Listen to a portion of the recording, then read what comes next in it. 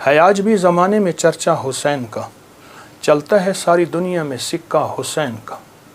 بھارت میں گر وہ آتا تو بھگوان کہتے ہم، بھارت میں گر وہ آتا تو بھگوان کہتے ہم۔ ہر ہندو نام پوجا میں جپتا حسین کا، ہر ہندو نام پوجا میں جپتا حسین کا۔ راون کی طرح مٹ گیا دنیا سے تو یزید، لیکن دلوں پہ آج بھی ہے قبضہ حسین کا۔ سر اپنا جو پٹکتی ہے پیاسوں کی یاد میں، لیتی ہے نام گنگا و جمنا حسین کا۔ جے سنگھ پناہ مانگے گی مجھ سے چتا کی آگ، جے سنگھ پناہ مانگے گی مجھ سے چتا کی آگ۔ مر ہندو ہوں میں ہندو ہوں مگر ہوں شیدا حسین کا، ہے آج بھی زمانے میں چرچا حسین کا۔ ایک ہندو کا اظہار عقیدت ہے اس کے مذہب کے مطابق، اس کے ایمان اور اس کے عقیدے کے مطابق۔ محرم کی گھڑیاں حضرت امام حسین، ان کے قافلے، ان کی محبتوں کے ساتھ بہت نمایاں ہوئیں۔ لیکن اگر محرم کو ہم ازل سے دیکھیں تو حضرت آدم علیہ السلام زمین پہ جو تشریف لائے محرم کے مہینے میں آئے۔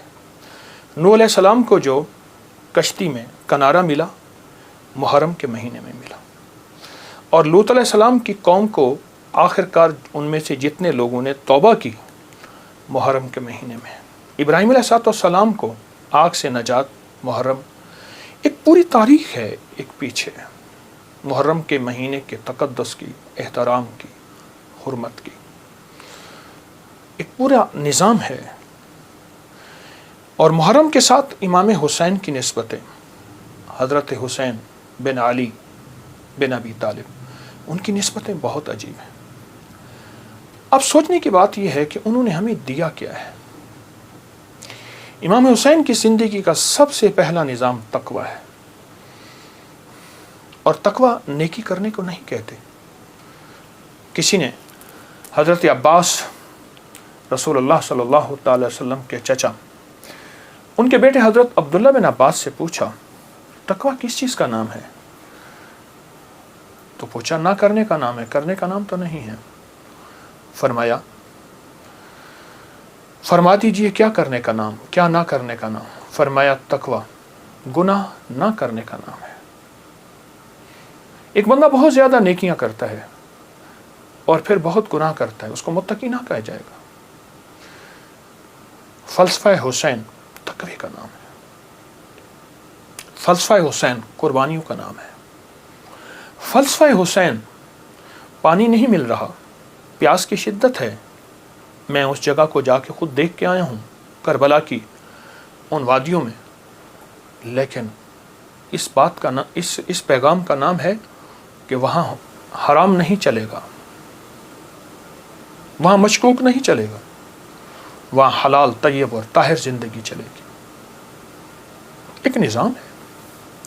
اور فلسفہ حسین سجدوں کا نام ہے کہ جنگ جاری ہے اور نماز کا وقت آیا، آدھوں نے نماز پڑھی، آدھوں نے جنگ کی، پھر انہوں نے نماز پڑھی، سجدے قضا نہیں ہوئے اور سجدے ادا ہوئے ہیں۔ اور فلسفہ حسین دعاؤں کا نام ہے۔ وہاں کربلا کی وادیوں اور گھڑیوں میں امام حسین نے بہت دعائیں مانگی، اور وہ دعاؤں کی پوری کتابیں اس وقت موجود ہیں۔ وہ دعائیں کیا تھیں؟ جس میں اللہ کی محبت، جس میں اللہ کے ساتھ عشق، جس میں اس کی ذات عالی کے ساتھ تعلق اور محبت، ان دعاؤں کا نام ہے۔ اور فلسفہ کربلا کا ایک پیغام دیتا ہے کہ خیال کرنا، جب ایک طرف حق ہے اور ایک طرف ناحق ہے، اور وہ حق حلال کی شکل میں آئے، طیب طاہر کی شکل میں آئے، حلال کی شکل میں، طیب طاہر کی شکل میں آئے، تو پھر حلال کبھی نہ چھوڑنا، اور حرام کے اوپر تمہیں کائنات کیا تخت مل جائے، اس کو کبھی اس کے قریب نہ جانا۔ زندگی کا ایک سفر میں آپ طے کر رہے ہیں اور طے کریں گے موت تک۔ وہ ہستیاں زندگی کا سفر طے کر گئیں، لیکن انہیں ہم مردہ نہیں کہیں گے۔ بلیا سی مرنا نہیں گور پہ آ کوئی ہو، کہ ہم مرنے والے نہیں ہیں، اللہ کے عاشق ہمیشہ زندہ ہوتے ہیں، اور اللہ کے عاشق ہمیشہ زندہ ہوتے ہیں اور زندگی کا سفر طے کرتے ہیں۔ عاشق ہمیشہ زندہ ہوتے ہیں، اور عاشقوں کی زندگی ہی اصل زندگی ہے، اور وہ زندگی ایسی زندگی ہے جس زندگی کے بعد موت نہیں ہے۔ ایک عجیب واقعہ علامہ جلال الدین سیوطی رحمۃ اللہ نے لکھا ہے، ایک شخص اپنی والدہ کے قبر پہ جاتا تھا اور قرآن پڑھتا تھا، تو خواب میں والدہ آئیں، کہنے لگی بیٹا تو آ کے نا کچھ دیر بیٹھ جایا کر، پھر قرآن پڑھا کر، اس سے پہلے قرآن نہ پڑھا کر۔ کیوں؟ جب تو آتا ہے قرآن کا نور تجھے گھیر لیتا ہے، بیٹا میں تجھے دیکھ نہیں سکتی، تیرے قرآن پڑھنے سے میری قبر نوری، نورانی، روحانی، اس میں روشنی، اس میں برکت، لیکن میں تجھے دیکھنا بھی چاہتی ہوں، ماں ہوں، ماں کی مامتا بیٹے کو دیکھ کے بھی کلیجہ ٹھنڈا کرتی ہے۔ یہ زندہ ہوتے ہیں، ان کو موت نہیں آتی، انتقال ہوتا ہے، انتقال کہتے ہیں منتقل ہوتے ہیں ایک عالم سے دوسرے عالم، یہ عالم شہود ہے، عالم ارواح سے آئے ہیں ہم، اور عالم برزخ کا سفر ہمارا جاری ہے، آنے والا ہے، جس کا نام موت ہے، فنا ہے۔ ان ہستیوں نے ہمیں ایک پیغام دیا، ان ہستیوں نے ہمیں ایک زندگی کا سبق دیا کہ کبھی بھی زندگی میں اگر یہ نظام آ جائے تو پھر حلال اور حرام کی پہچان کرنی ہے، پھر حق اور ناحق کی پہچان کرنی ہے، اور حلال اور حرام میں اگر کنبا جا رہا اور معصوم بچے جا رہے، اور پھر یہ نہیں دیکھنا کہ کون جا رہا، پھر دیکھنا یہ ہے کہ اللہ کی راہیں، سچی راہیں کون ہیں اور کہاں ہیں اور کیسے ہیں۔ امام حسین کی زندگی میں اور ان کا جتنا بھی قافلہ تھا، ان کی زندگی میں کچھ وظائف بھی ملتے ہیں جو میں لوگوں کو بہت بتاتا ہوں، اور اس سے بہت فائدہ ہوتا ہے اور اس سے بہت نفع ہوتا ہے۔ ایک عمل دیتا ہوں، بہت زندگی میں کام آئے گا، ان مبارک گھڑیوں کے حوالے سے ایک عمل دیتا ہوں اور اس سے بہت فائدہ ہوگا۔ وہ عمل یہ ہے کہ آپ 2 تسبیح سورۃ فاتحہ کی پڑھیں، اول آخر 3 دفعہ درود شریف، اور سورۃ فاتحہ کی 2 تسبیح پڑھ کے اور اس کا ہدیہ حضور کے گھرانے کو ہدیہ کریں، اور اگر چاہیں تو 2 تسبیح سورۃ اخلاص کی پڑھ لیں، 2 تسبیح سورۃ اخلاص کی، اور اس کا ثواب حضور کے گھرانے کو ہدیہ کریں۔ اور یہ سورۃ اخلاص کا پڑھا ہوا ہدیہ اللہ کی رحمت سے نوروں میں، برکتوں میں اور اللہ کی رحمتوں میں پہنچتا ہے 100%، اور حضور کے گھرانے کو ہدیہ کریں۔ اور حضور کے گھرانے میں حضور کی بیویاں، بیٹیاں، داماد، نواسے، نواسیاں، یہ حضور کا گھرانہ ہے، اور اس حضور کے گھرانے میں یہ حسینی قافلہ بھی حضور کا گھرانہ ہے۔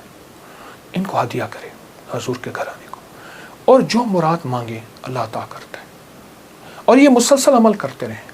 آپ دن کے کسی وقت صبح شام 2 تسبیح سورۃ اخلاص پڑھ لیں، ہر دفعہ بسم اللہ الرحمن الرحیم 7 پڑھیں، اور اول آخر درود پاک پڑھیں، اور پھر یہ تسبیح آپ ان کی خدمت میں ہدیہ کر دیں۔ آپ کا کوئی مسئلہ ہے، آپ کی کوئی مشکل ہے، آپ کی کوئی پریشانی اور ناممکن ہے، اس مسئلے، مشکل اور پریشانی میں یقیناً آپ کے لیے خیر کی، برکتوں کی اور رحمتوں کی اور خوشیاں خوشحالوں کی راہیں کھلیں گی۔ بے اولاد ہیں، بے گھر ہیں، بے در ہیں، درد مند ہیں، مریض ہیں، کوئی افاقہ نہیں ہو رہا، جادو، جنات، اثرات، بندشیں، ناکامیاں، مشکلات، راستے بند ہیں، کوئی زندگی کی مشکل ہے جہاں آپ کہتے ہیں کہ بس ہم ٹھہر گئے ہیں اور اس کا حل صرف موت ہے، اس کے علاوہ کوئی راستہ نہیں، تو آپ بہت زیادہ حیرت انگیز یہ وظیفہ اور بہت حیرت انگیز یہ تجربہ پائیں گے اور اس کی برکات پائیں گے۔